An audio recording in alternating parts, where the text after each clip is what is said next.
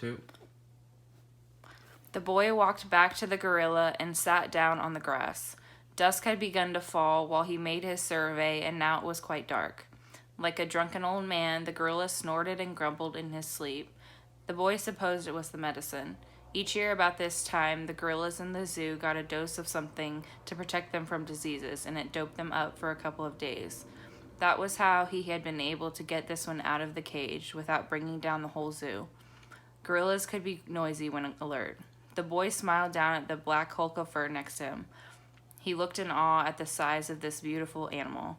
Gently he rubbed the gorilla across the back of the neck, and the gorilla snorted, then sighed in complete comfort and abandonment like a huge sleepy baby. The boy stretched out next to him, laughing out loud. Soon he fell asleep, and as the air got cooler toward the middle of the night, he snuggled closer and closer to the clean, warm fur of the big ape. He slept dreamlessly and greeted the slow, windless dawn with keen anticipation. The gorilla was still asleep, but less peacefully now. The boy thought the medicine must be just about worn off. He stood in the lump of ground over the head of the gorilla and looked in the direction of the zoo buildings, and of the buildings from which he had taken the gorilla.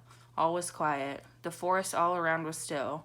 He listened intently, waiting. Soon the birds began to chirp, and the wind stirred, moving the leaves. The very air seemed alive.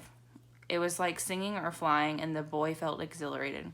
He stretched his hands above his head as high as they would go, as he greeted the sun which rose in slow, distant majesty across a misty sky, nudging clouds gently as they made its way.